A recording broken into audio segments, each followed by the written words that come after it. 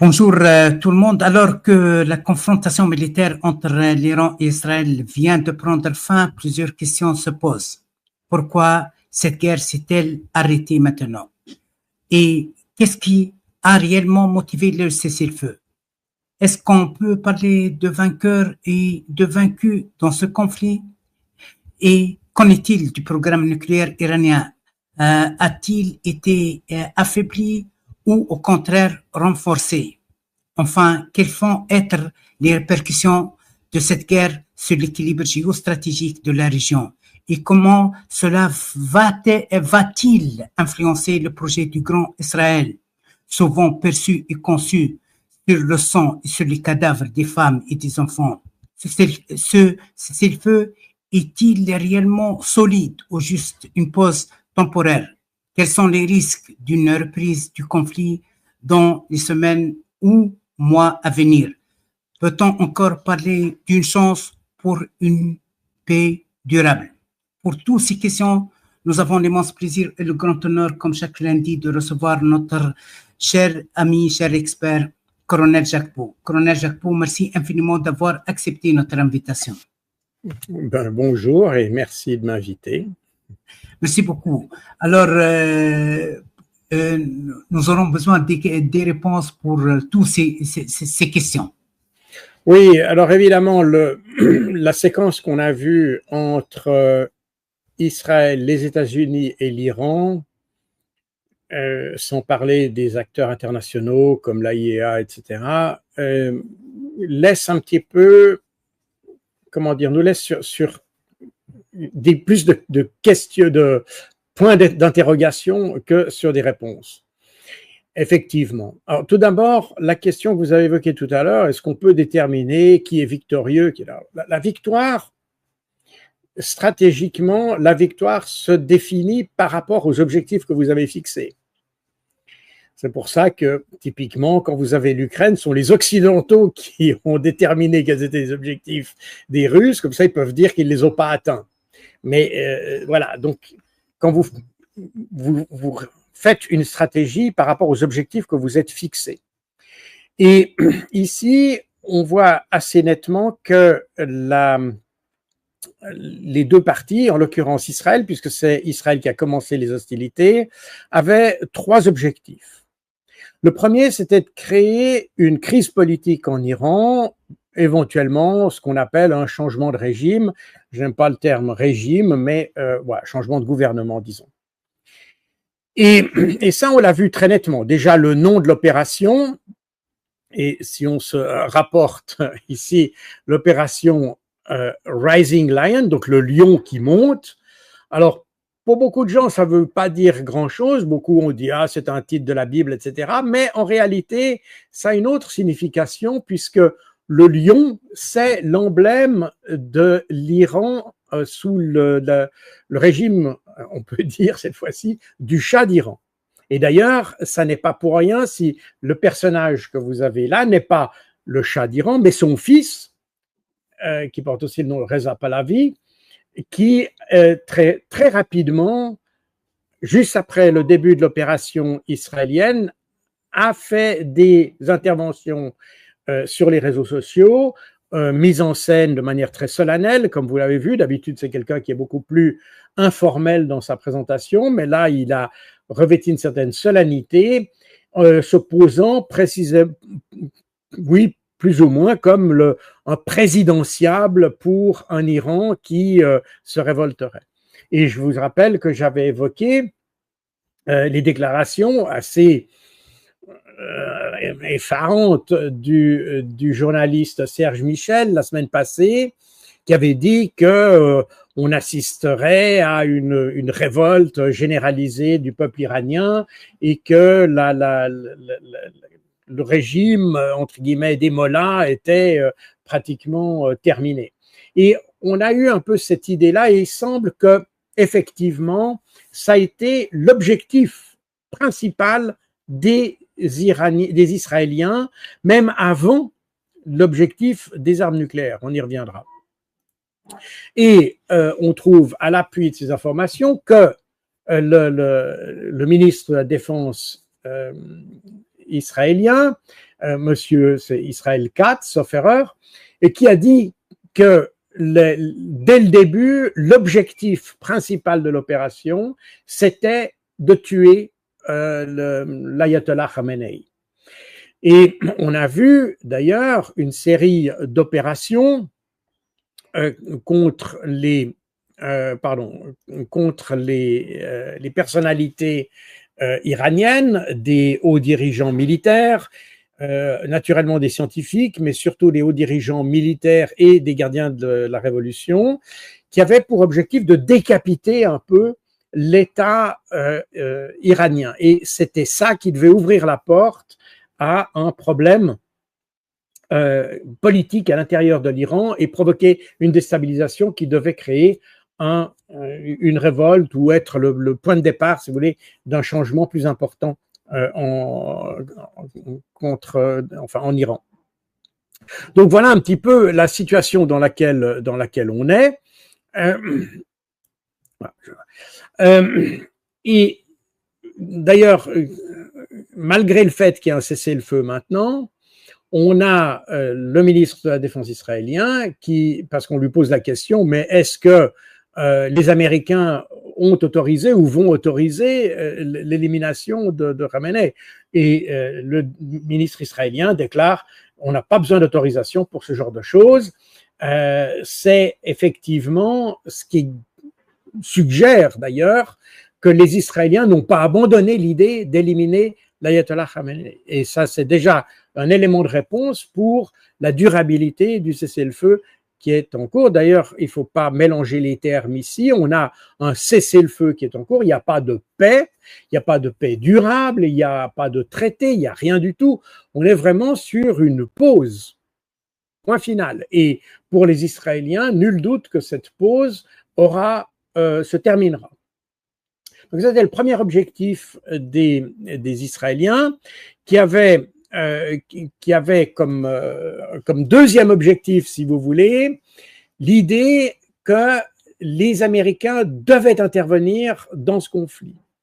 Et c'est ce qu'on a ici, c'est d'ailleurs dans Jérusalem Post qui le dit, il fallait faire venir les Américains d'abord pour internationaliser le conflit, mais aussi pour amener des éléments, si vous voulez, des potentialités supérieures pour pouvoir éliminer le gouvernement ou les autorités iraniennes. Donc, on est effectivement dans une dynamique qui est centrée sur le changement de régime, et ça, je pense que c'est très important de le relever. Alors, cet objectif, est-ce qu'il a été atteint? Eh bien, non. En réalité, il n'a pas été atteint. Déjà, le 20 juin, le gouvernement israélien, plutôt les autorités et probablement les services de renseignement, avaient constaté qu'il n'y avait aucun changement, aucun crack, aucune fissure dans la société iranienne, pardon. Et que par conséquent, l'idée qu'avait suggéré d'ailleurs Serge Michel, que ça allait déclencher une révolte populaire parce que le régime est totalement détesté, etc., ça révèle d'ailleurs une forte incompréhension de la réalité iranienne, où on a toujours l'impression de faire de l'ethnocentrisme, enfin on n'a pas l'impression, nos journalistes font de l'ethnocentrisme en permanence. Ils réfléchissent à la situation en Iran comme ils réfléchiraient leur propre problème. N'est-ce pas? Pour eux, la question du voile, c'est un problème pour eux, donc c'est un problème pour les Iraniennes, etc., etc. D'ailleurs, toujours un peu le même problème. On a cette incapacité, et quand vous regardez les journalistes, d'ailleurs, vous remarquez que c'est tous les mêmes, sont toujours des journalistes qui soutiennent les régimes qui massacrent assez curieusement. Et ça n'est pas une surprise, parce que toutes les guerres qu'on a déclenchées, tout ce qu'on a mené comme opération, frappe, vous l'appelez comme vous voulez qu'on a fait, se sont retournés contre nous tout simplement parce que on n'a jamais été en mesure de comprendre l'adversaire. Je le répète une fois de plus, moi je viens du renseignement. J'essaie pas d'avoir une opinion, mon opinion sur ceci ou ça. Je constate que chaque fois qu'on a mené des guerres, elles ont toujours été guidées par des gens qui voient les autres sociétés comme devant être un reflet de la leur. Et assez curieusement d'ailleurs, sont les mêmes gens qui vous parlent de diversité culturelle et de choses comme ça. Mais pour eux, la diversité culturelle, c'est la diversité dans le champ de ce qu'ils ont en tête, eux. Mais ça n'inclut pas du tout les autres manières de voir le monde, de voir la société, de voir la vie, tout simplement. Et en réalité, ces journalistes, dont j'ai mentionné le nom, sont en fait exactement les gens qui nous mènent vers la dictature, d'ailleurs. Et c'est ce qu'on observe d'ailleurs dans nos sociétés. Mais on sort un petit peu du sujet ici, mais l'importance pour la thématique d'aujourd'hui, c'est que cette perception des problèmes est exactement ce qui est à l'origine des défaites que l'on a. Et en l'occurrence, pour cet objectif de renversement ou de créer une crise politique en Iran, eh bien, on a exactement créé un problème parce qu'on ne connaît pas la société iranienne. Et d'ailleurs, assez curieusement, vous avez en Iran, c'est la communauté juive qui est intervenue, juive iranienne, pas juive israélienne, la communauté juive iranienne qui a élevé des protestations contre les frappes israéliennes. Donc on voit que on n'a pas du tout compris la manière. Les Iraniens, d'ailleurs l'Iran a probablement une des plus grandes communautés juives du Moyen-Orient, à part évidemment Israël, et il y a toujours eu de très bonnes relations entre ces deux communautés. Et ça va très loin d'ailleurs, parce que dans les protestations qu'il y a eu contre Israël, il y a eu effectivement la communauté juive qui est descendue dans les rues avec les autres Iraniens. Et je vous rappelle que l'armée iranienne est la deuxième, la première étant Israël bien entendu, mais c'est la deuxième ou la première armée non israélienne à accepter des juifs dans les rangs de l'armée. Vous avez ici 2 militaires juifs qui ont l'uniforme de l'armée iranienne. Donc, on voit qu'on a une symbiose beaucoup plus grande que ce qui est déclaré, et on pourrait presque dire que ceux qui essayent de compliquer la vie des Juifs en Iran, eh bien, sont en fait des antisémites d'une certaine manière. C'est un peu un paradoxe, mais c'est ça. Parce que les Juifs qui sont en Iran sont des Juifs, alors que les Israéliens qui attaquent les autres pays, tous les autres pays, pas seulement l'Iran, mais tous les autres pays, eh bien, sont conduits essentiellement par une doctrine politique qui est le sionisme, qui est d'ailleurs très largement supporté par nos politiciens, malheureusement. Donc, on a et d'ailleurs, j'aurais pu même ajouter ça, que ça a été relevé d'ailleurs dans la presse américaine de nouveau, que les leaders juifs iraniens ont dénoncé une attaque sauvage d'Israël contre l'Iran. Donc on voit bien que la situation en Iran est de loin aussi caricaturale que nous présentent les journalistes. En l'occurrence, j'ai mentionné celui de Heidi News, mais c'est pas le seul. Hein. Suffit de voir LCI, TF1, la RTS et autres pour voir qu'on a une vision extrêmement caricaturale de la situation en Iran. Et c'est cette situation-là, qui est celle qui est propagée d'ailleurs par Israël, qui conduit à finalement accepter les incartades d'Israël. Et c'est ça qui est l'élément dangereux. Mais on y reviendra. Donc, on avait donc cette intervention. Elle avait aussi pour objectif d'éliminer, comme j'ai dit, la décapitation d'un certain nombre de. Alors, on a parlé de ces militaires iraniens qui avaient été éliminés. Alors, il y en a certains qui ont été éliminés, bien sûr, mais il y en a beaucoup qui n'ont pas du tout été éliminés.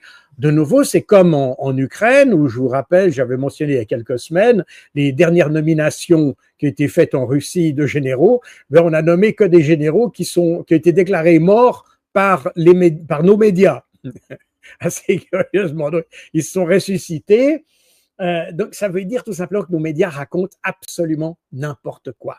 Et on a effectivement la même situation ici, où on a déclaré un certain nombre de généraux tués. Là, il y en a 4, mais il y en a encore d'autres que j'ai pas mis que j'ai pas pris ici parce que je voulais pas faire une présentation uniquement sur cette question-là. Mais en réalité, on est parti sur la propagande israélienne uniquement. Et ça, c'est intéressant, exactement comme en Ukraine, où nos médias répètent strictement la propagande ukrainienne sans même regardez ce que disent les médias ukrainiens. On a exactement la même chose par rapport à Israël. Nos médias s'abreuvent exclusivement par rapport à la propagande et à la désinformation, il faut le dire, des pays concernés, mais ne considèrent absolument pas ce que font les journalistes dans ces pays, qui est souvent, même s'il est évidemment orienté, même si évidemment il a un biais, d'un côté pour l'Ukraine, de l'autre pour Israël, ce qu'on peut comprendre d'ailleurs, puisque finalement c'est leur pays, donc on peut comprendre qu'il y a un biais. Néanmoins, ils sont plus honnêtes que nos propres journalistes. Et donc il y a quand même quelque chose à dire à cet égard. Mais bref. Donc voilà un petit peu tout ça. Alors, le deuxième objectif des Israéliens était de provoquer l'intervention américaine. Alors ça a fonctionné d'une certaine mesure. Hein, je vous rappelle, j'en avais parlé la semaine passée, c'est l'opération Midnight Hammer, cette frappe, la frappe des Américains contre l'Iran. Alors, on ne va pas trop s'étaler là-dessus, mais ce qu'on peut dire, c'est que cette frappe, elle a manifestement été menée, on pourrait dire, à minima. C'est-à-dire que, pour différentes raisons qu'on ne va pas, d'ailleurs que je ne connais pas totalement, à vrai dire, Donald Trump, qui ne voulait pas intervenir, finalement s'est décidé à intervenir en Iran, mais il l'a fait probablement d'ailleurs, enfin pas probablement, il l'a fait à la demande des Israéliens, ça on le sait, et il l'a fait probablement parce qu'il pensait que la perspective d'une internationalisation du conflit pouvait amener l'Iran à plus de concessions par rapport à sa relation avec Israël d'une part et sur son programme nucléaire d'autre part. Et c'est probablement un peu dans cette idée-là que Donald Trump a accepté de participer de participer au conflit par une intervention qui néanmoins reste, comme l'intervention israélienne, totalement illégale. J'en ai parlé déjà la fois passée, elle est totalement illégale, il n'y a pas de question là-dessus, mais on est dans un domaine de la loi du plus fort où des pays comme Israël et les États-Unis peuvent se permettre de s'affranchir du droit international. Donc on a une situation où les Israéliens, les Américains se sont sentis obligés d'intervenir, l'ont fait un petit peu à reculons, il faut le dire, parce qu'ils auraient pu déployer beaucoup plus de moyens, mais manifestement, ils l'ont pas fait.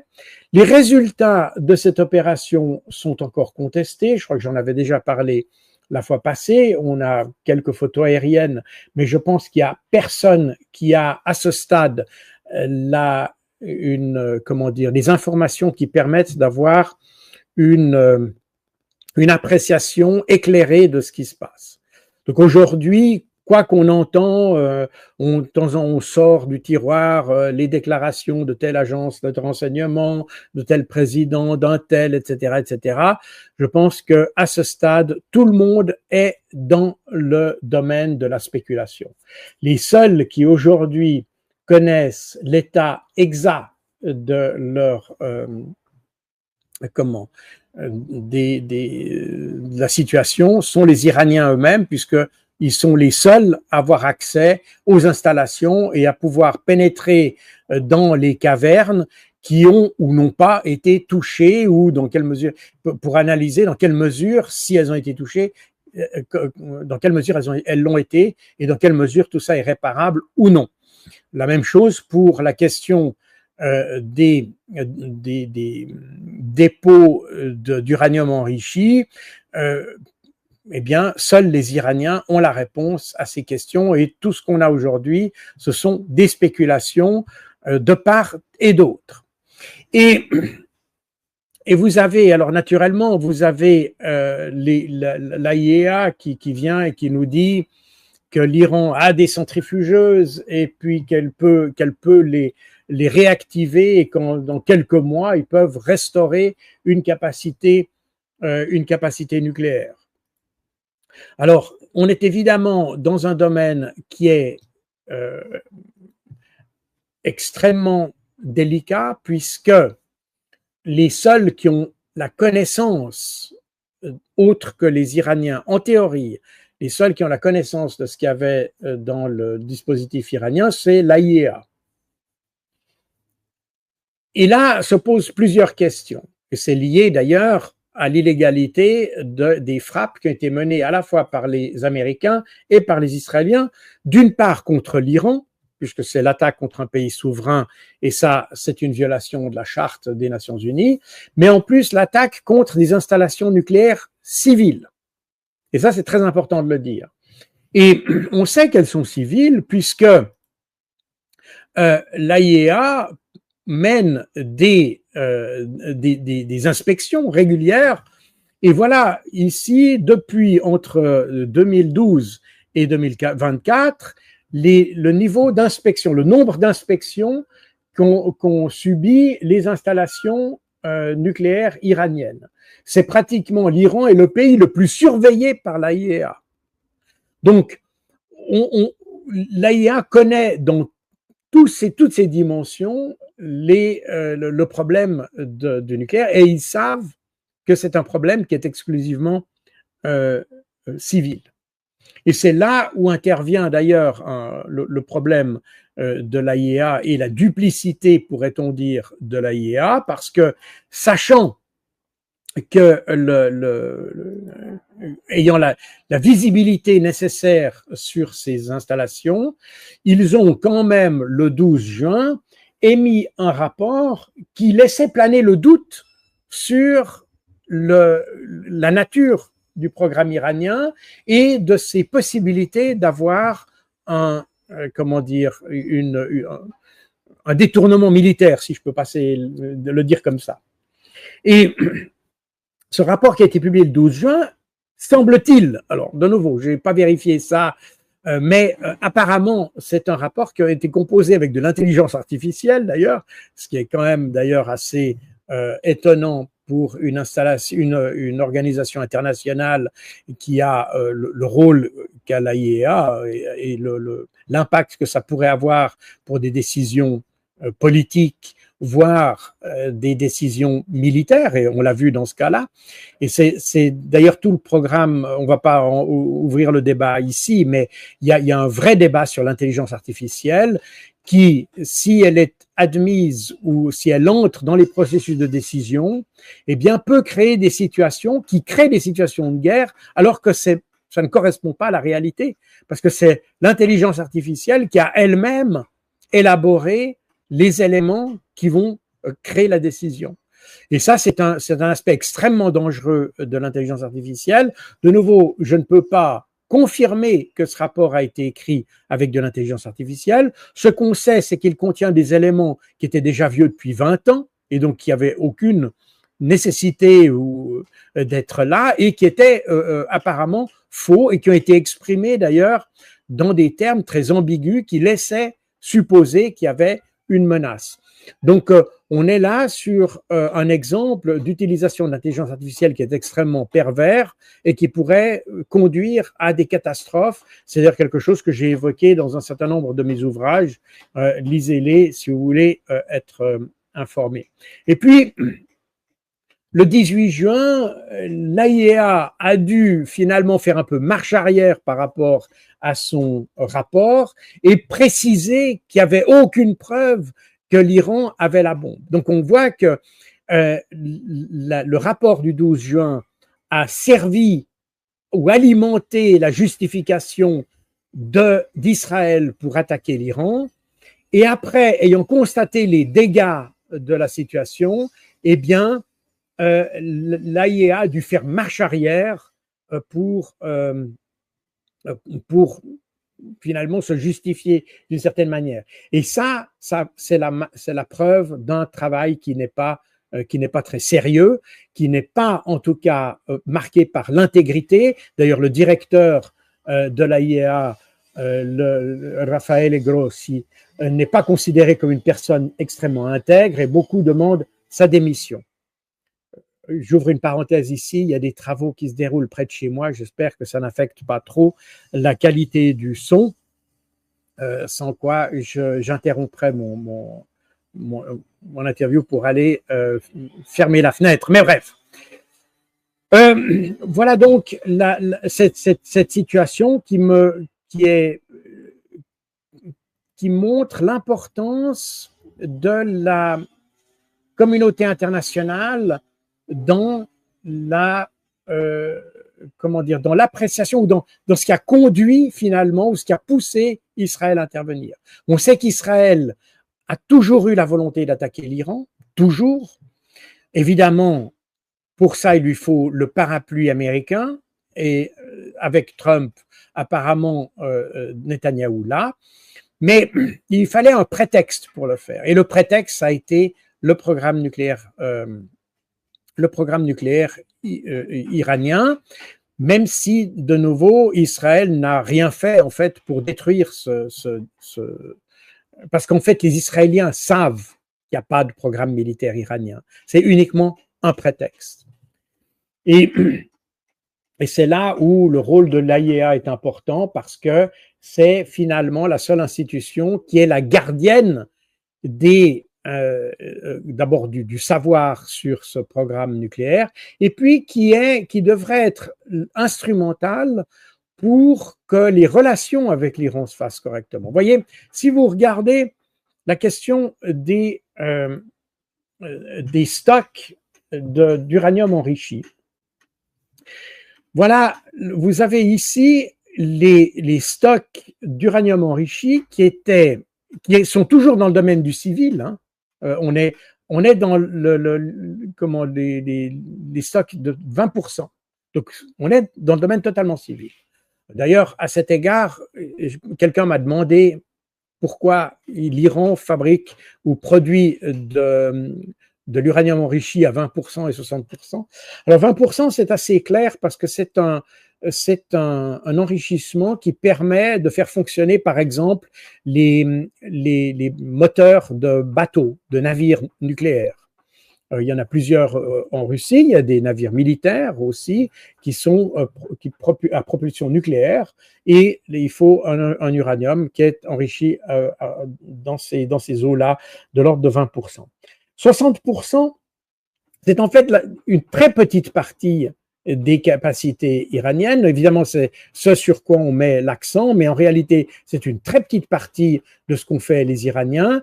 Et apparemment, les Iraniens l'ont fait un petit peu comme quand on dit en termes de négociation, un bargaining chip, c'est-à-dire l'idée que les Iraniens voulaient que la solution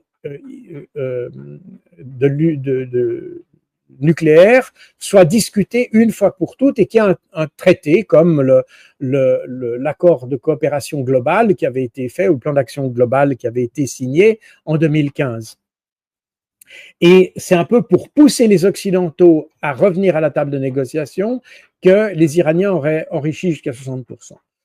Je ne le sais pas, c'est des discussions qu'il y a, indication que les Iraniens aient eu l'intention d'avoir la bombe nucléaire, et que de toute façon, même si vous aviez de l'uranium enrichi à 90%, ce qui est nécessaire pour les bombes nucléaires, vous n'avez toujours pas la bombe nucléaire. Parce que la bombe nucléaire, surtout à l'uranium, est une bombe qui est extrêmement difficile à manier et qui mérite de nombreuses simulations pour pouvoir fonctionner. Et à ce stade, on n'a aucune indication que les Iraniens se sont engagés dans un programme de construction d'une bombe.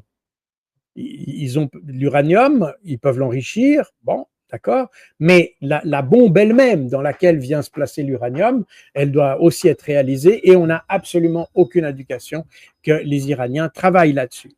Donc, on est dans le domaine, on a utilisé les spéculations dans un domaine qui soit nuisible à l'Iran, si vous voulez. Mais revenons à ce diagramme et on voit que lorsque l'accord global a été adopté en 2015, le JCPOA, l'Iran a éliminé ses stocks d'uranium enrichi. À vrai dire, ils les ont, c'est la Russie qui a aidé l'Iran à liquider ses stocks. Et puis, à partir du moment où les États-Unis ont quitté l'accord du JCPOA en 2018, c'était sous Donald Trump, alors les Iraniens ont recommencé à enrichir, pas dans un premier temps, mais à partir de 2021, ils ont décidé de le faire, d'une part pour provoquer les Occidentaux et inciter les Occidentaux, parce que les Américains n'étaient qu'un des protagonistes de cet accord, et que normalement, comme l'Iran avait respecté toutes les clauses du traité, normalement les pays occidentaux auraient dû lever les sanctions contre l'Iran. Mais aucun pays occidental, je parle de la France, la Grande-Bretagne, l'Allemagne en particulier et l'Union européenne, personne n'a osé retirer les sanctions qui avaient été placées sur l'Iran. Et par conséquent, l'Iran s'est mis dans une situation, il a dit, bon, puisque vous ne voulez pas respecter les termes du traité que nous avons respectés jusqu'à maintenant, eh bien, nous ne nous considérons plus liés par ce traité. C'est à partir de 2021 que les Iraniens ont recommencé à enrichir de l'uranium.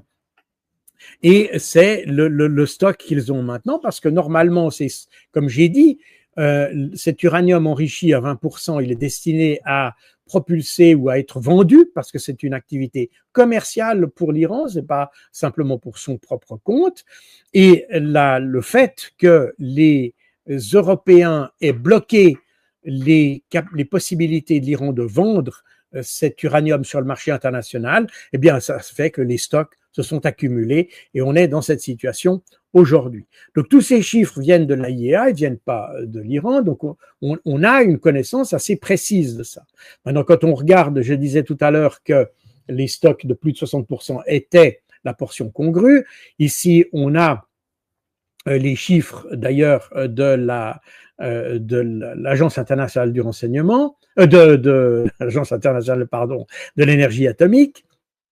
Et on voit la répartition ici des différents types d'uranium, et vous voyez que d'uranium enrichi, et vous voyez qu'on a au départ jusqu'à 2020-2021, au moment où après que les Américains soient retirés du traité, on est uniquement dans de l'uranium qui est enrichi entre 3,6 et 5%.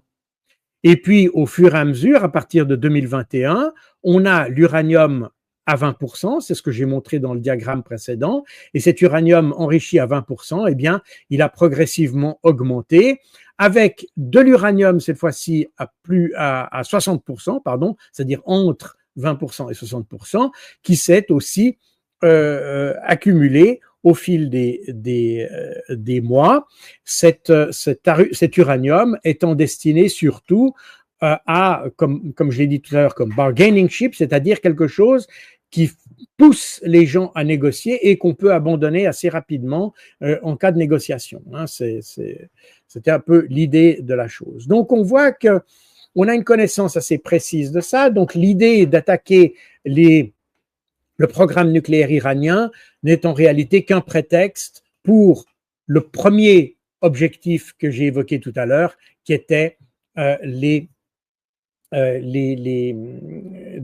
finalement provoquer une crise politique en Iran, puisque l'objectif à la fois des Iraniens et des Américains depuis très longtemps, depuis les années 80, je vous rappelle le plan Yennon, de 1982, Yinon ayant été un conseiller d'ailleurs associé à Benjamin Netanyahou déjà par le passé, et l'idée c'était une balkanisation des pays arabes, et la Syrie fait partie de ces pays qui sont tombés là-dedans.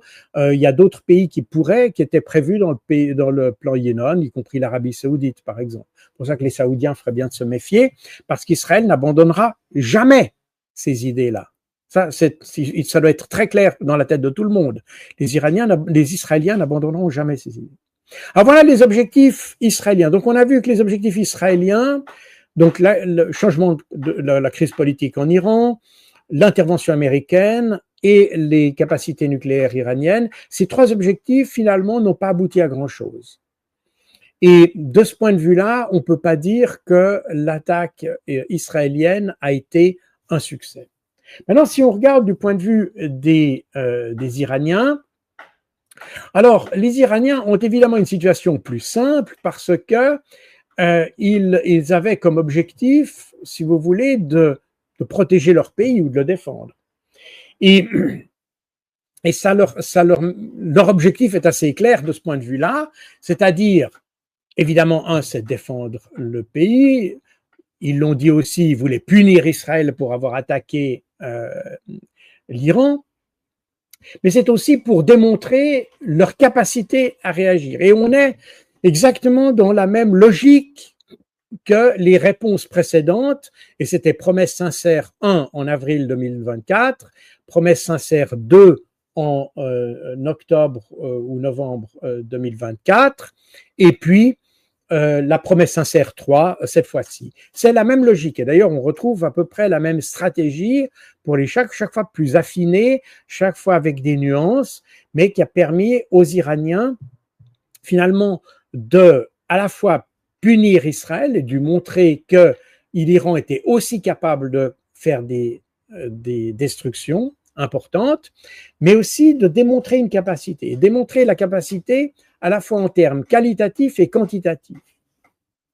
Tout d'abord, en termes qualitatifs, c'était de démontrer que l'Iran était capable de vaincre le dispositif israélien de défense. Et je vous rappelle que le système de défense israélien, il est composé en 3 couches, que j'avais déjà évoqué la fois passée. Vous avez la couche de base qui est le dôme de fer, qui est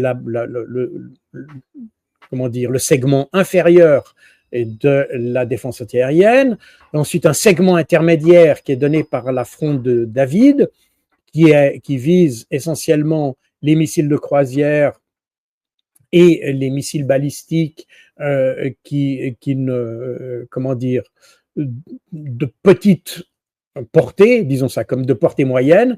Et puis vous avez le système Arrow, flèche 2 et 3, 2 systèmes qui se complètent un petit peu, qui sont d'ailleurs construits par Boeing, je l'avais évoqué la fois passée, et qui ont pour but de détruire les missiles balistiques à grande portée pouvant venir d'Iran.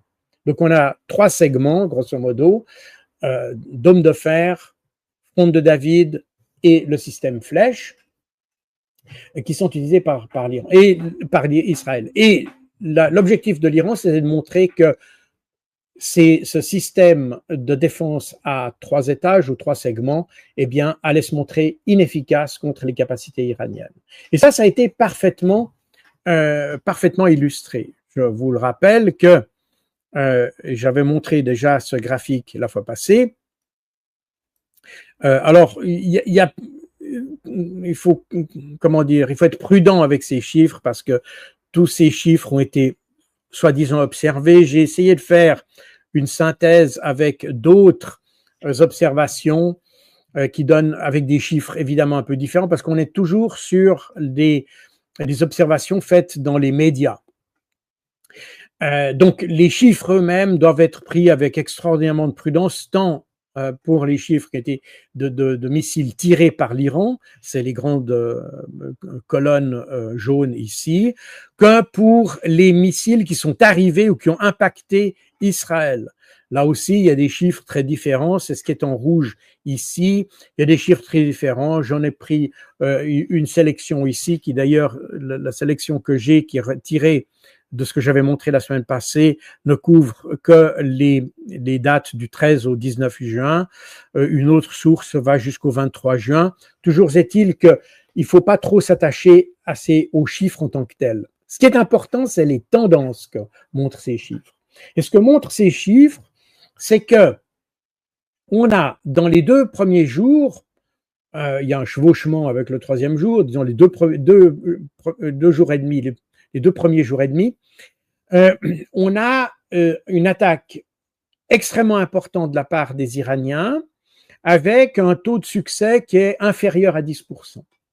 Et puis à partir de la moitié du 2e ou 3e jour, eh bien, on a les Iraniens qui tirent beaucoup moins de missiles, mais avec un succès qui est supérieur à 10%.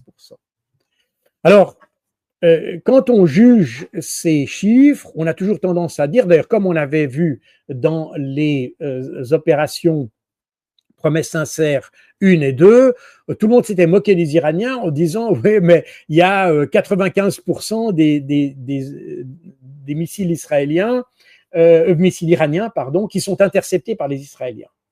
Alors, c'est là où les chiffres ne reflètent pas la réalité. C'est là où la stratégie iranienne se diffère de la stratégie occidentale, où on est uniquement sous l'angle tactique. Donc pour nous, il y a 30 missiles qui sont tirés, il y en a 30 qui doivent être arrêtés pour que ce soit équilibré.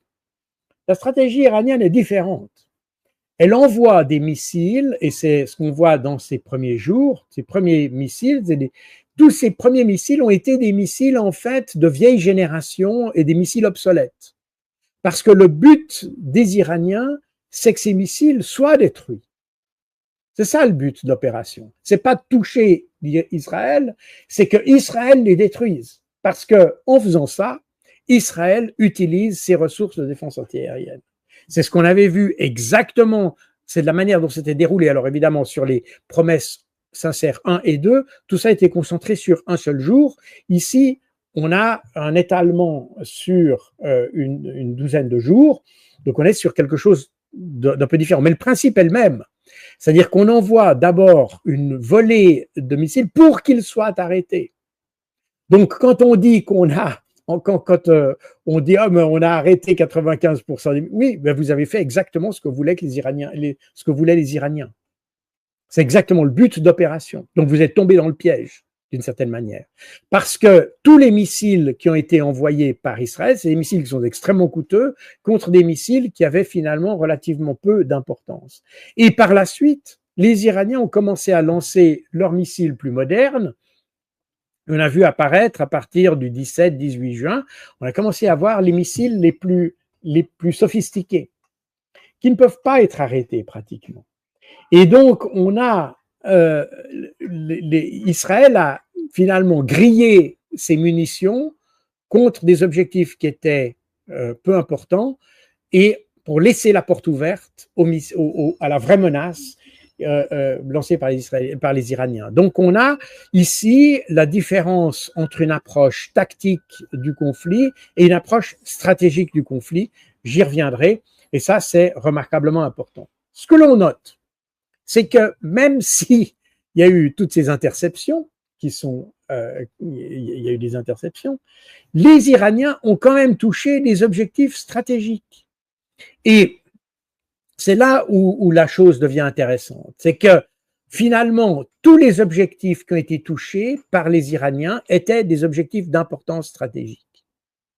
Par conséquent, on voit que la défense israélienne n'a pas réussi à protéger ses objectifs stratégiques. Par conséquent, on est bien dans une stratégie iranienne qui est beaucoup plus efficace que la stratégie israélienne, mais c'est pas très surprenant parce qu'on a vu le même phénomène dans la bande de Gaza entre l'armée israélienne et les Palestiniens, où c'est la différence d'approche du conflit ou de stratégie du conflit qui a fait la différence entre les deux.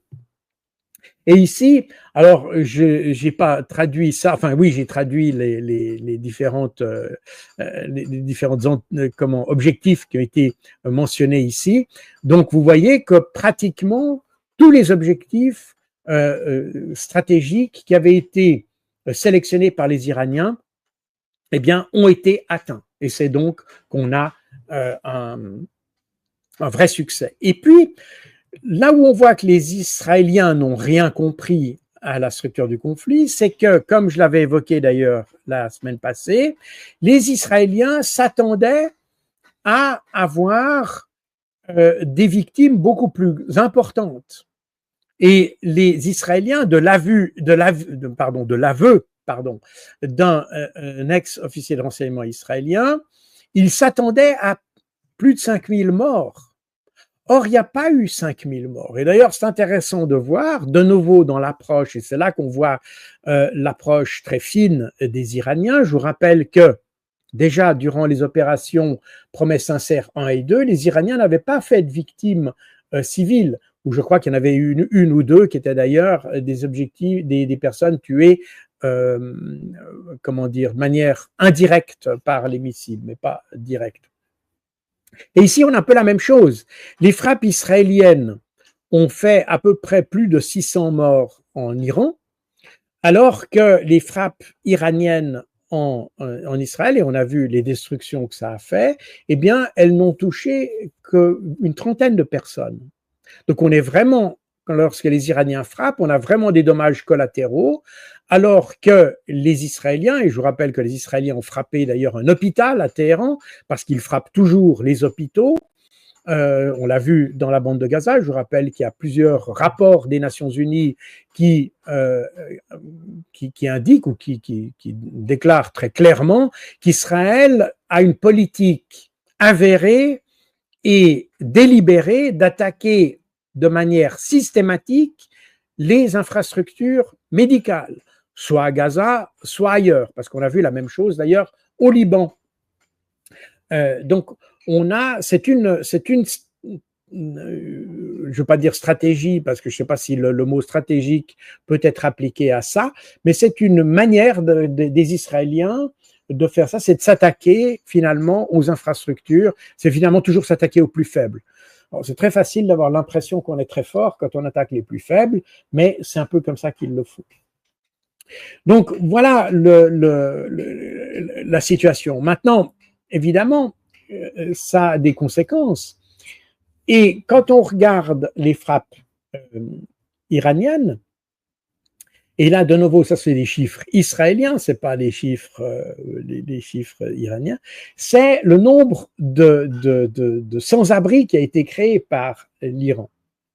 Par le fait, en frappant, parce que comme Israël place ses centres militaires et centres de décision au milieu de la population civile, d'ailleurs je vous rappelle que c'est quelque chose qui a été évoqué en Israël déjà pas seulement depuis les frappes iraniennes, mais en réalité c'est un problème qui a été évoqué en Israël depuis une vingtaine d'années à peu près, c'est que systématiquement les autorités israéliennes placent leurs centres de décision, des objectifs militaires au milieu de la population civile, parce qu'en réalité, ils utilisent la population civile de manière, mais pratiquement comme stratégie, comme bouclier humain.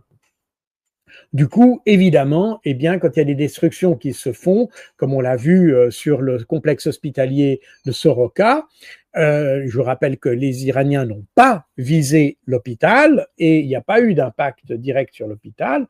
En revanche, il y a eu des impacts sur les installations militaires qui étaient juste à côté. Mais du coup, les effets de souffle et les destructions, eh bien, s'étendent finalement aux bâtiments adjacents et ça crée des zones qui deviennent inhabitables. Et vous voyez que la proportion que l'on voit de foyers sans abri en Israël est devenue considérable, puisqu'on a pratiquement à Tel Aviv, sur 211 000 foyers, on en a 160 000 qui sont sans abri. Donc, on voit que les frappes iraniennes ont été extrêmement efficaces, n'ont pas provoqué de victimes civiles, mais ont provoqué des dégâts considérables à Israël. Et ça, c'est des chiffres évidemment qu'on n'a pas vus dans les médias occidentaux. Ça vient de médias israéliens, hein, c'est I24, donc je n'invente rien du tout, et qui montre que notre information à cet égard est très, comment dire, est très limitée, si vous voulez. Donc voilà un petit peu la situation. Pour revenir à la situation de Soroka, puisque je l'évoquais tout à l'heure, voilà le centre médical qui se trouve ici, et puis on a les objectifs qui ont été visés par Israël. Il y a le centre, c'est d'ailleurs un centre qui est lié au service du renseignement israélien, et puis le centre C4I israélien. Alors, le centre C4I, le quartier général du Command and Control, Coordination, Cyber and Intelligence, c'est un centre de coordination du renseignement israélien. Peut-être pas inutile de rappeler, pardon, que c'est pas ça que je voulais vous montrer. Excusez-moi, je veux revenir sur mon hop là, voilà, c'est ça que je voulais vous montrer. Là, hop là, voilà. Le centre C4I, donc c'est le centre de commandement de toutes les opérations cyber, électroniques, etc. Mais il y a une direction ici sur laquelle j'aimerais attirer l'attention, la direction de l'information et de l'intelligence artificielle. C'est cette direction qui dirige au moins trois programmes de ciblage dans la bande de Gaza qui sont associés à l'intelligence artificielle. Il y a le système Lavender ou Lavande, qui est en fait un système qui détecte les cibles, les individus à éliminer, pas seulement d'ailleurs à Gaza, mais dans l'environnement d'Israël. Ensuite, il y a le Gospel, qui est un système qui permet de cibler les mouvements, ou qui surveille les mouvements des personnalités. Pour à Gaza, c'est évidemment du Hamas, et qui permet de faire un ciblage par rapport aux mouvements qu'ils font. Et puis, vous avez le Gospel, le Gospel, c'est les évangiles, hein. Et puis, vous avez le troisième logiciel, Where is Daddy? Où est papa? Et c'est un logiciel qui permet de cibler les familles des gens qui sont associés au terrorisme. Et ça se fait par l'intelligence artificielle, c'est-à-dire qu'en surveillant le trafic téléphonique, le trafic physique, les mouvements de la personne, etc., eh bien, l'intelligence artificielle détermine des objectifs, et c'est par rapport à ces objectifs, aux décisions de l'intelligence artificielle, que sont commis les crimes. J'ai évoqué ça dans mon livre « L'opération déluge d'Al-Aqsa », tout ça n'est pas vraiment nouveau, et vous avez le fonctionnement de ces systèmes qui est décrit dans mes livres. Donc, mais ça explique pourquoi probablement cette direction ici le commandement C4I a été ciblé près de l'hôpital de Soroka. Donc, on a des gens qui sont loin d'être des innocents, mais qui sont plutôt des voyous. Oui. Mon colonel, s'il vous plaît, des questions, des réactions de la part des auditeurs et auditrices. D'après vous, ces opérations ont-elles contribué à isoler davantage l'Iran, ou au contraire renforcer son image dans le monde musulman comme un front de résistance? La position de l'Occident, surtout lorsqu'on voit par exemple le chancelier allemand évoque la mission sale effectuée par Israël en procuration pour l'Occident, cette mission de éliminer des enfants et des femmes et tout.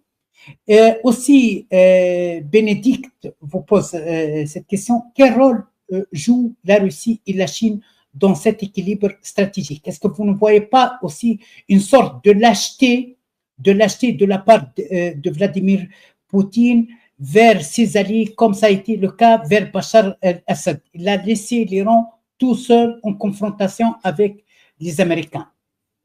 Alors, là, il y a plusieurs choses à dire et aussi plusieurs fausses informations à corriger. Tout d'abord, il y a évidemment tout le débat de savoir si les frappes ont été efficaces, pas efficaces, s'il y a encore une capacité nucléaire iranienne, etc. Comme je l'ai dit tout à l'heure, on est dans le domaine des spéculations et moi, je n'ai pas d'opinion là-dessus. Et il est très dangereux d'évoquer le résultat de ça. Pourquoi?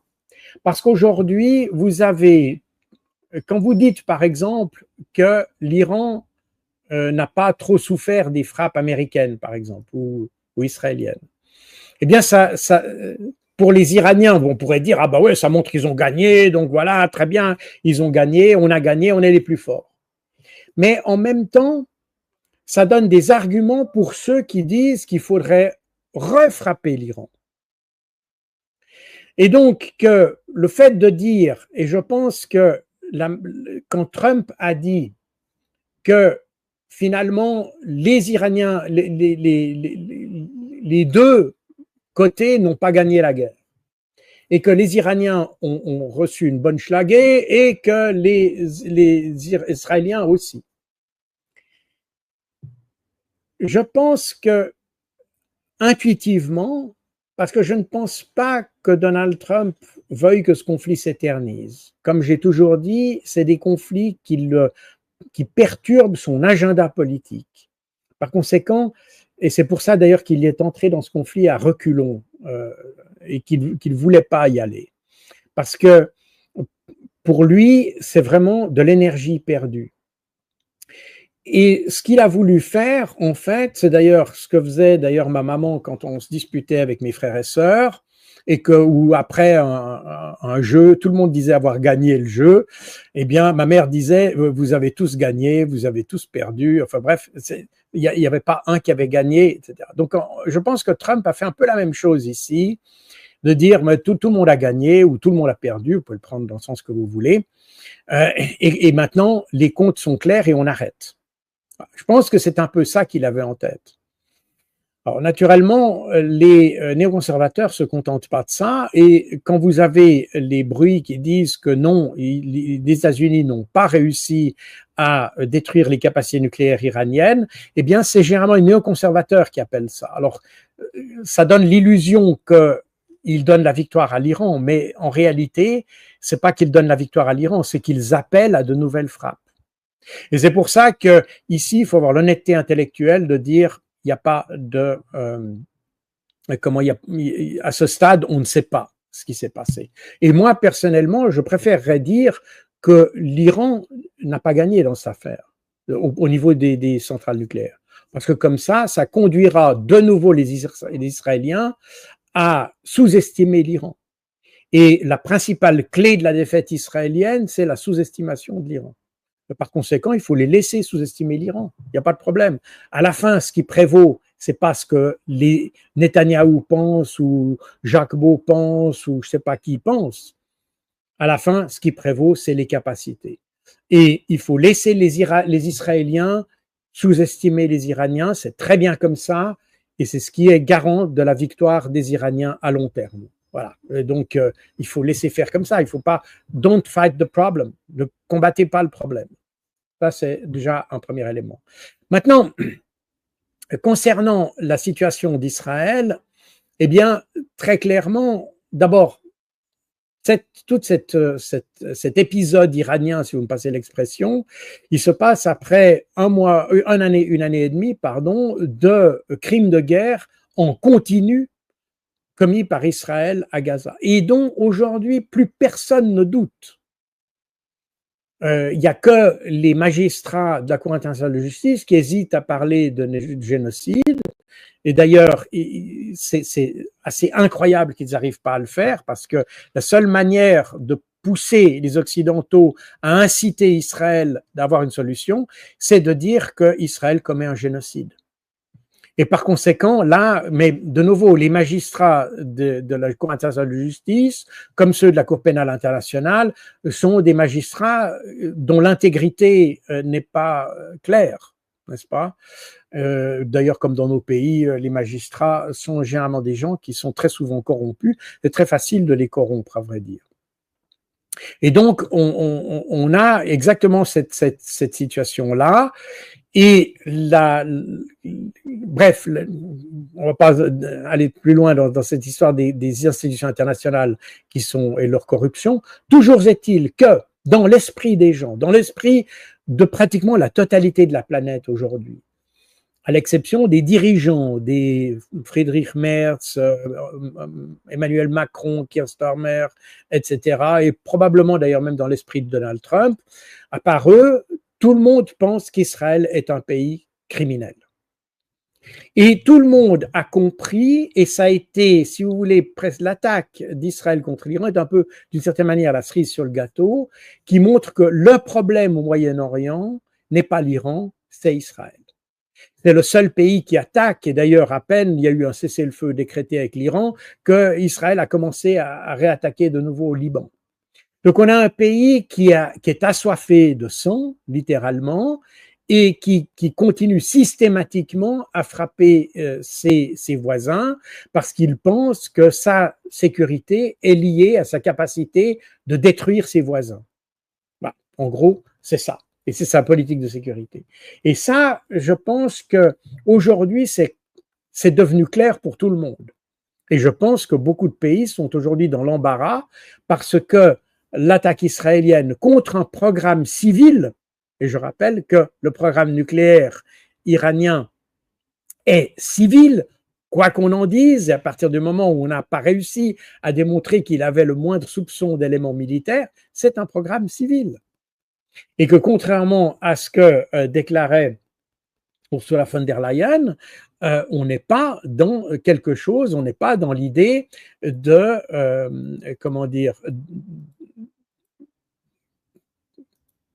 de trouver la bombe nucléaire. Ici, on est simplement dans ce que j'ai d'ailleurs expliqué la fois passée, dans l'idée je rappelle que Ursula von der Leyen et Kaja Kallas avaient émis ces tweets qui disaient que l'Iran ne doit pas être autorisé à développer une arme nucléaire, mais l'Iran n'a jamais dit qu'il voulait faire une arme nucléaire.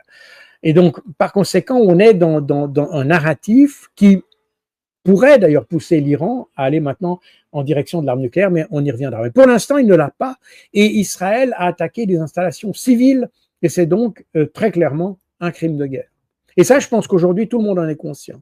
Et donc, Israël a creusé davantage le fossé dans lequel il se trouve, et je pense que sa réputation est une fois de plus remise en question ici, mais est-ce qu'elle en avait vraiment besoin? C'est pratiquement difficile d'aller plus bas dans l'estime que le monde a d'Israël aujourd'hui, mais manifestement, il s'acharne à le faire. Quant au rôle des pays comme la Russie et la Chine, alors ici, il faut être extrêmement prudent sur ce qu'on raconte. D'abord, on a soit avec la question de la Syrie, mais aussi avec la question de l'Iran, on a des pays qui ont leur fierté, qui ont leur volonté d'indépendance par rapport à d'autres puissances, et qui pensaient pouvoir résoudre le problème eux-mêmes sans une aide extérieure.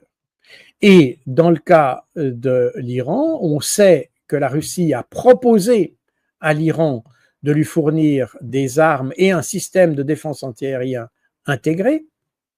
Et c'est d'ailleurs ce qui a été dit par Vladimir Poutine dans une récente interview qu'il a eue avec l'AFP, où la Russie a proposé à l'Iran un système de défense intégré, antiaérienne intégré, et l'Iran a refusé. L'Iran a refusé une aide extérieure et a dit qu'ils arriveraient à résoudre le problème avec leurs propres moyens. Et d'une certaine manière, l'Iran a, comme je l'ai expliqué tout à l'heure, a eu du succès avec sa stratégie. Alors, peut-être que s'il y avait eu des systèmes de défense antiaérienne S-400, peut-être que les Israéliens n'auraient pas pu faire les dégâts qu'ils ont faits. C'est possible. Toujours est-il que, vous comprenez, il faut aussi se mettre dans la tête des gens. Et le souci d'indépendance que les Iraniens expriment, au prix d'avoir peut-être des fenêtres de vulnérabilité, eh bien, ce souci d'indépendance, il doit être respecté tout autant. De nouveau, en posant ces questions, vous faites exactement le même travail que Donald Trump, mais à l'inverse. Vous êtes exactement dans vous essayez de placer votre propre vision du problème et vous essayez de l'imposer à l'Iran. Les Iraniens sont un pays qui a toujours été indépendant, mais je vous rappelle que pendant la guerre froide, typiquement, les Iraniens avaient une armée qui était équipée pour moitié d'équipements soviétiques et pour moitié d'équipements occidental. Parce que les Iraniens, même à l'époque du Shah, et même si le Shah était considéré comme une ressource occidentale et qu'il était fortement piloté par les Américains, eh bien néanmoins l'Iran a essayé d'avoir une forme d'indépendance par rapport aux Américains en n'étant pas uniquement dépendant pour ses équipements des Américains.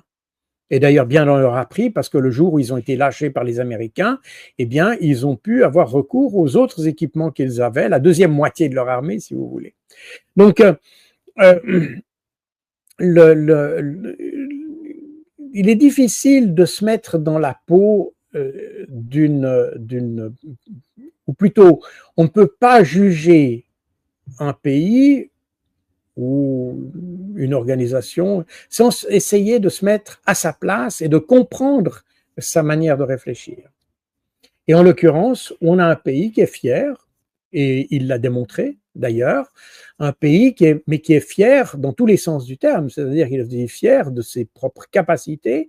D'ailleurs, c'est un des rares pays qui a, malgré toutes les sanctions qui ont été imposées sur lui, puisqu'avant que ce soit la Russie, c'est l'Iran qui était le pays le plus sanctionné, eh bien, c'est un pays qui a réussi par ses propres ressources à mettre en place un système de défense qui est assez remarquable et qui, contrairement à ce qu'on a dit, a résisté assez bien aux frappes israéliennes. Je vous rappelle que quand on a dit que Israël maîtrisait le ciel au nord de l'Iran, c'est tout à fait faux. Il y a eu très très peu d'incursions israéliennes sur l'espace aérien iranien. La plupart des bombes qui ont été tirées à distance, apparemment depuis la frontière et depuis les extérieurs, si vous voulez, du territoire iranien ou de l'espace aérien iranien, y compris d'ailleurs depuis l'Azerbaïdjan. Donc, les Israéliens n'ont pas essayé de se frotter trop fort vers sur le territoire iranien parce que, eh bien, les Iraniens ont réussi, malgré tout, à avoir un système de défense et leur système balistique, d'ailleurs, démontre qu'ils ont très bien su se débrouiller pour avoir les ressources nécessaires pour se défendre eux-mêmes. Donc, avant d'accuser les autres pays de lâcheté, je pense qu'il faut d'abord tenir compte du fait que l'Iran lui-même n'a pas souhaité avoir l'aide de pays extérieurs. Et on peut le comprendre d'ailleurs parce que ça permet aujourd'hui à la Russie ou à la Chine d'intervenir comme médiateur dans un conflit comme ça, de les avoir comme alliés et non pas comme finalement impliqués. Vous voyez la difficulté qu'a aujourd'hui l'Ukraine par rapport à l'Union européenne. L'Union européenne est impliquée dans le conflit, par conséquent, elle ne peut pas servir de médiateur. Et donc, finalement, l'Union européenne est un poids aujourd'hui pour l'Ukraine. Or, si l'Europe était restée indépendante par rapport à l'écart du conflit ukrainien, elle pourrait intervenir au profit de l'Ukraine, mais elle ne peut pas.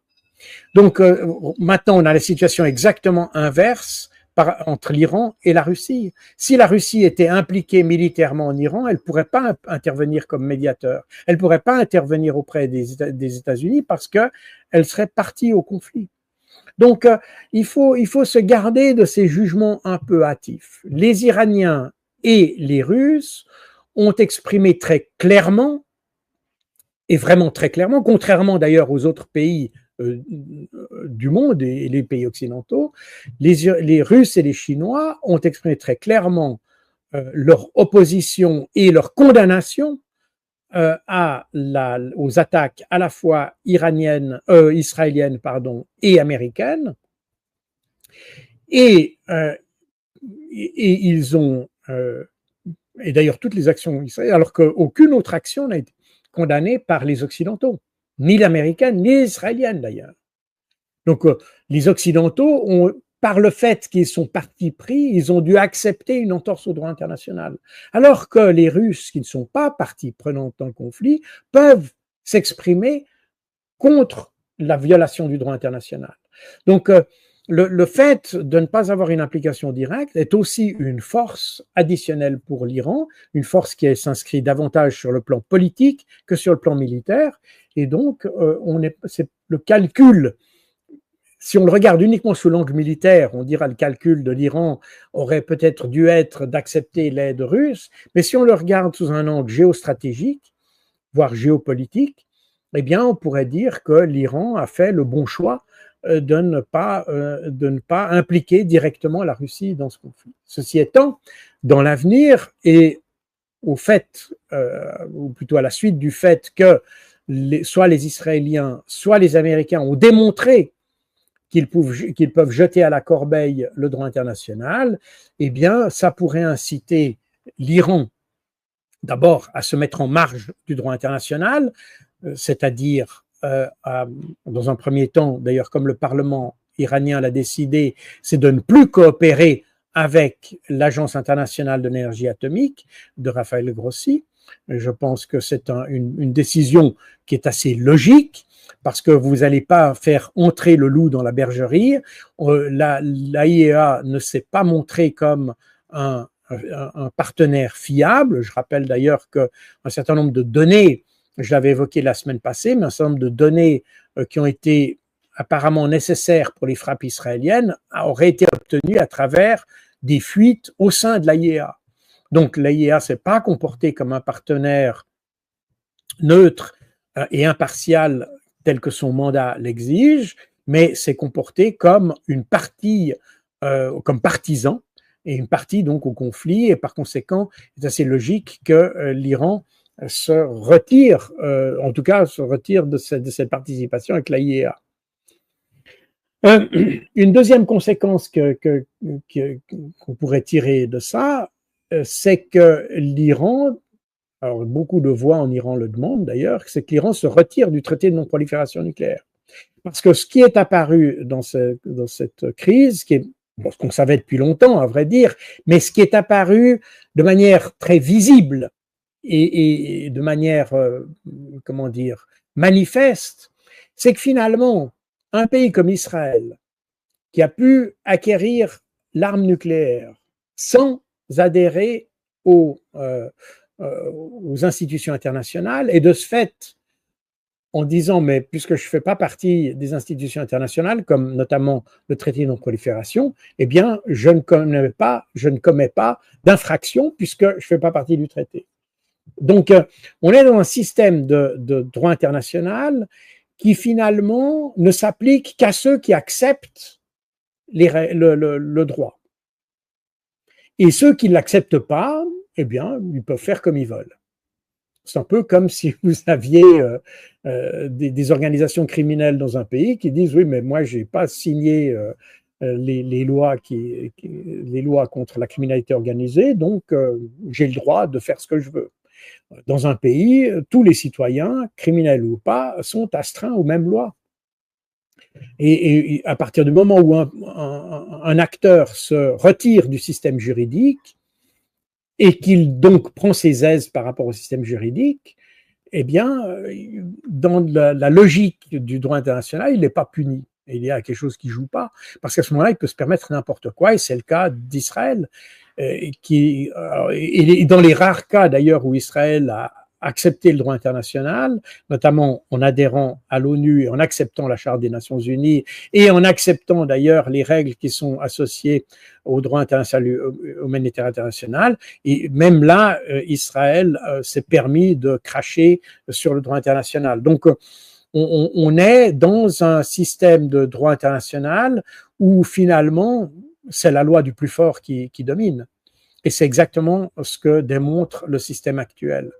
Mais les pays qui, eux, tiennent au droit international, c'est-à-dire les pays comme la Chine, comme la Russie, eh bien, sont des pays qui essayent d'agir sur ce terrain-là et non pas sur le terrain militaire.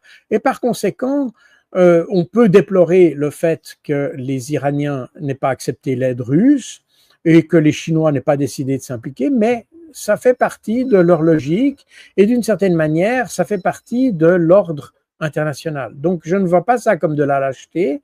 Je pense que tout simplement, la Russie et la Chine ont une autre manière d'intervenir sur la scène internationale et que, d'ailleurs, jusqu'à présent, en tout cas, en accord avec l'Iran. Il est possible que ça change dans le passé puisque les Américains ont démontré qu'ils n'étaient pas capables d'agir dans le sens du droit international et qu'ils n'étaient pas capables non plus d'avoir la maîtrise de leur protégé qui est Israël. Et qu'on pourrait dire même d'ailleurs que les Américains ont appliqué la politique d'Israël, en l'occurrence, puisque c'est les Israéliens qui cherchaient à faire intervenir les Américains et que les Américains, Donald Trump en l'occurrence, a fait ce que voulaient les Israéliens. Donc voilà la situation dans laquelle on est ici. Donc ça me semble être une question importante. Maintenant, rapidement, je vais revenir sur le cessez-le-feu, parce que ça, c'est une notion qui est importante, parce que quand on entend un peu tout le monde, y compris Donald Trump, et les autres font pas exception, hein, vos questions, d'ailleurs, témoignent de cette incompréhension du mot cessez-le-feu. Le cessez-le-feu, c'est simplement une pause dans un conflit, n'est-ce pas? C'est pas la résolution du conflit. Et c'est d'ailleurs pour ça que sur le conflit ukrainien, les Russes s'opposent à cette notion de cessez-le-feu parce qu'elle est comprise en Occident comme étant une manière de résoudre le conflit. Mais on sait que c'est pas la résolution du conflit. Et que il doit y avoir l'intention d'avoir un traité de paix pour qu'un cessez-le-feu soit applicable. Alors ici, les Iraniens... Permettez-moi, surtout, colonel, que Israël n'a jamais respecté un cessez-le-feu. Oui, alors attendez. Oui, ça, oui, on va mélanger tout. Dans la question des... parce qu'en plus, vous coupez mon raisonnement.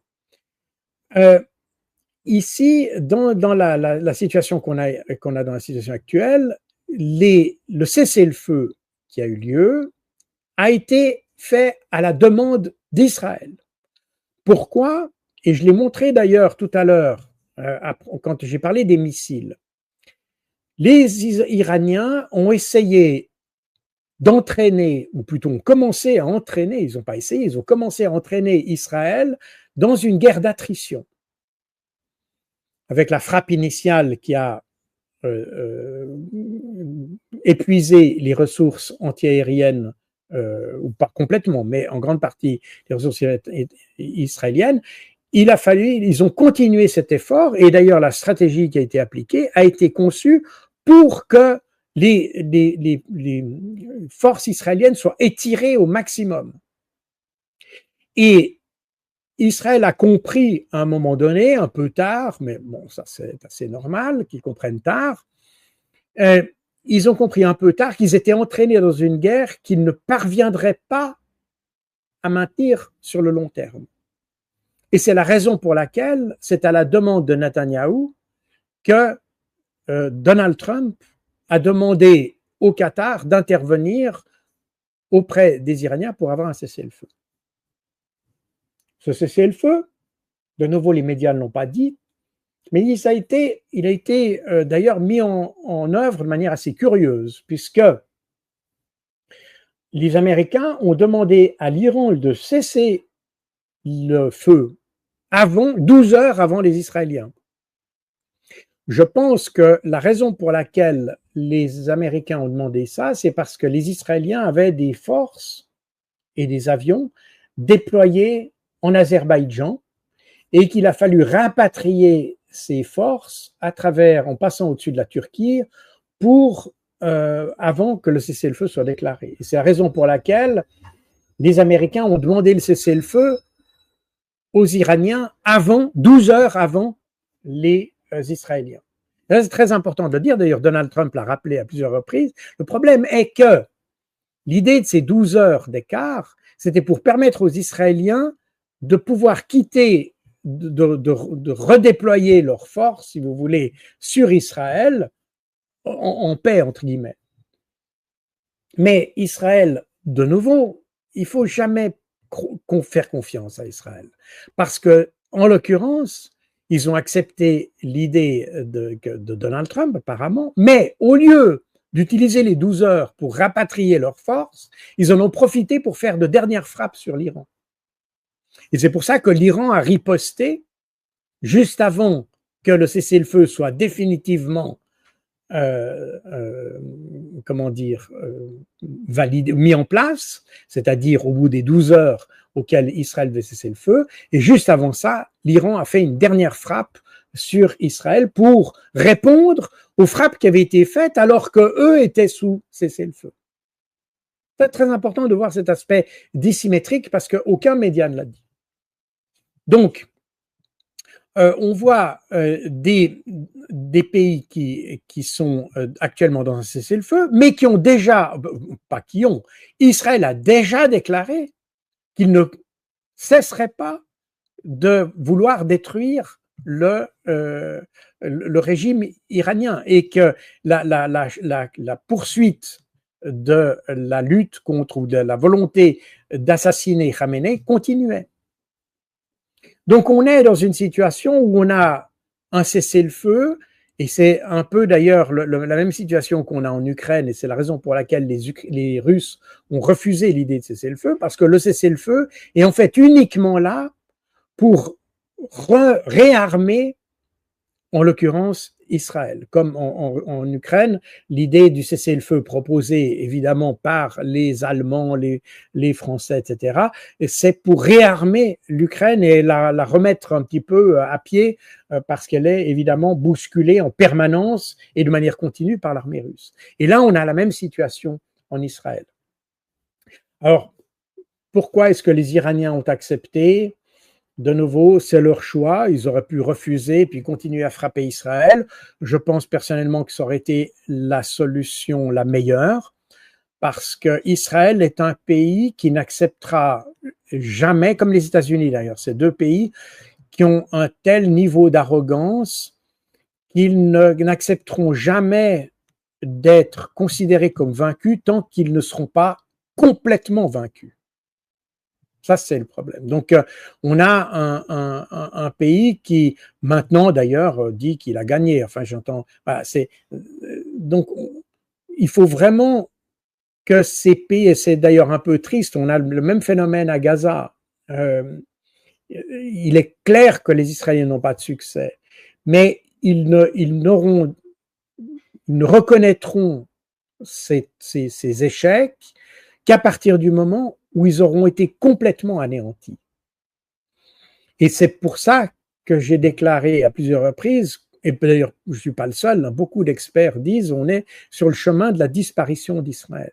Parce que c'est finalement ce que communique Israël à travers ça, c'est que la seule manière d'avoir la paix dans la région, c'est pas d'avoir tout d'un coup un sursaut de rationalité en Israël, mais c'est qu'Israël ne soit plus du tout en mesure de même tirer une balle de fusil. Et c'est ça que aujourd'hui, la plupart des pays de la région commencent à comprendre à partir d'Israël, qu'ils n'accepteront jamais une défaite tant qu'ils n'auront pas été définitivement vaincus. Et ça, c'est le risque qu'a Israël de ne pas respecter les accords qu'il a. Je l'ai dit à plusieurs reprises dans les différentes émissions. Et je vous rappelle que dans mon livre Déluge d'Al-Aqsa, vous avez la liste des résolutions qui ont été prises contre Israël. Toutes ces résolutions, c'est pas des résolutions qui sont prises parce que Israël est juif, n'est-ce pas? C'est pas pour ça. On n'est pas dans un phénomène d'antisémitisme, comme on veut le dire. Toutes ces résolutions visent une seule chose, c'est à demander à Israël de respecter le droit international. Systématiquement, il y a plus de 100 maintenant j'ai plus exactement le nom, je crois que c'est 140 résolutions des Nations Unies, c'est le pays qui a le plus de résolutions contre lui, en fait, Israël. Mais pas parce qu'il est juif, pas parce qu'on les aime pas, parce que, non, c'est parce que c'est un pays qui se comporte mal. Parce que c'est un pays qui n'a jamais respecté les engagements qu'il avait pris lui-même. Et c'est là qu'est le vrai problème. Et c'est pour ça qu'aujourd'hui, cette séquence qu'on a vue a fait que mettre en évidence le risque qu'il y a à ce qu'Israël continue à exister comme il existe. Soit il adopte une posture conforme au droit international, qu'il mette en place une diplomatie qui noue des liens avec ses voisins, et qui base sa politique de sécurité non pas sur la destruction de ses voisins, mais sur les bons rapports avec ses voisins. Quand Israël aura fait ça, il n'y aura pas de problème. C'est Israël qui a systématiquement attaqué tous ses voisins. Systématiquement. Et il n'est pas seulement attaqué comme ça en donnant des petits coups de manière chirurgicale, il les a massacrés littéralement. Et il n'y a pas besoin d'aller très loin parce que même quand on a dans la... même tout récemment, on a le Jérusalem Post qui nous rappelle que pendant la séquence qu'on a eue là, vous avez eu à Gaza les chars israéliens qui ont tiré sur la foule qui était en train d'attendre la nourriture. Donc on a tiré sur la foule de gens qui attendaient la nourriture.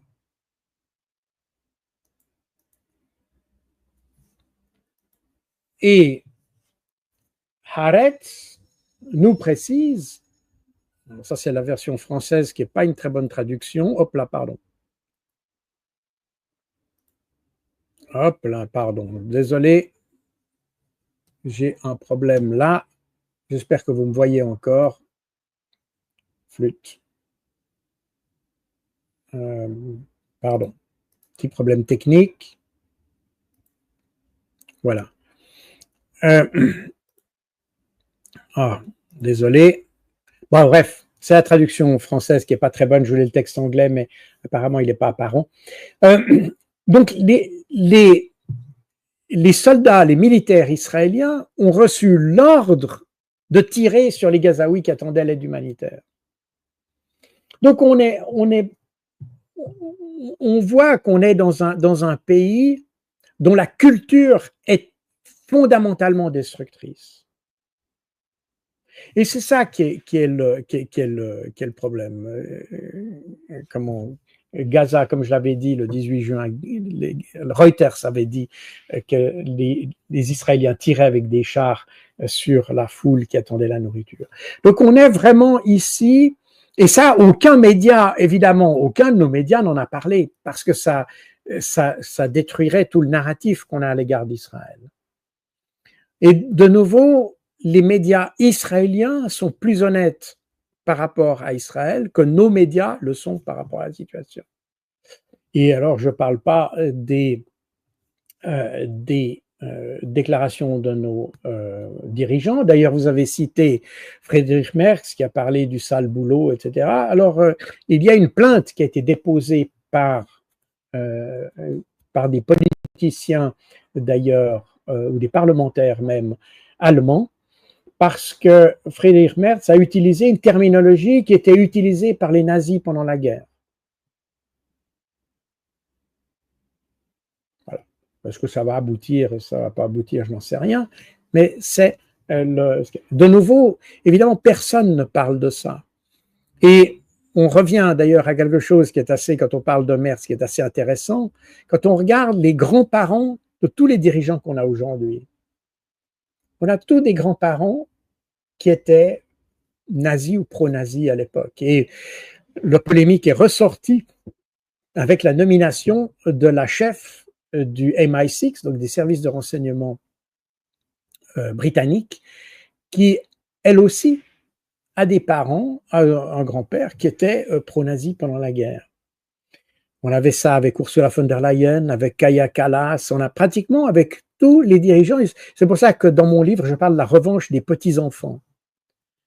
Parce qu'on est un petit peu avec des gens comme ça. Mais c'est surtout des gens qui ont baigné dans une culture comme ça. C'est pour ça que ce sont des gens sans cœur, sans rationalité, sans émotion, parce qu'ils ont grandi dans un environnement familial qui était finalement favorable à toutes les atrocités qu'on voit aujourd'hui. Ce ne sont pas des gens qui sont épris de paix, d'amélioration, etc. Et on voit d'ailleurs, on a parlé du rôle de la communauté internationale, on a parlé de la Russie et de la Chine, qui sont des pays qui se dirigent vers qui essayent d'avoir des approches diplomatiques et d'utiliser la politique étrangère pour résoudre les conflits. On s'aperçoit que tous les autres n'utilisent pas leur politique étrangère et que dans le conflit, que ce soit le conflit en Palestine, que ce soit le conflit avec l'Iran, vous avez la diplomatie européenne est totalement absente, la diplomatie française est totalement absente, la diplomatie britannique totalement absente, la diplomatie allemande est totalement absente. Par contre, pour proposer d'avoir des nouvelles armes, alors là, ils sont là. Donc on a des gens qui ont détourné l'idée de la diplomatie, qui ont finalement militarisé la diplomatie afin d'envenimer les conflits et non pas de les résoudre. Et c'est une leçon intéressante parce qu'elle est en train d'aboutir à l'anéantissement de l'Ukraine. Et comme je l'ai évoqué tout à l'heure, ça pourrait très bien arriver à l'anéantissement d'Israël. Parce que beaucoup de gens en parlent, à tort ou à raison, parce que de nouveau, on est dans le domaine des boules de cristal. Mais on pourrait y avoir des gens qui commencent à se dire que finalement, sans Israël, la vie serait bien meilleure au Moyen-Orient. Et que quand vous regardez, quand on parlait des années 60, je me rappelle, beaucoup de gens dans les années 60 allaient travailler dans un kibboutz en Israël parce que c'était le pays qui faisait fleurir le désert. Eh bien, aujourd'hui, on s'aperçoit que c'est le pays qui crée le désert partout où il y a de la vie.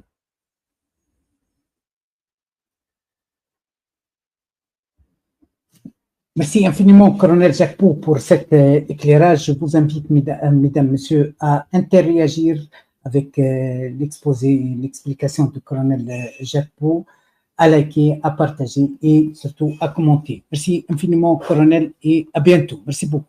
Merci à vous. Au revoir.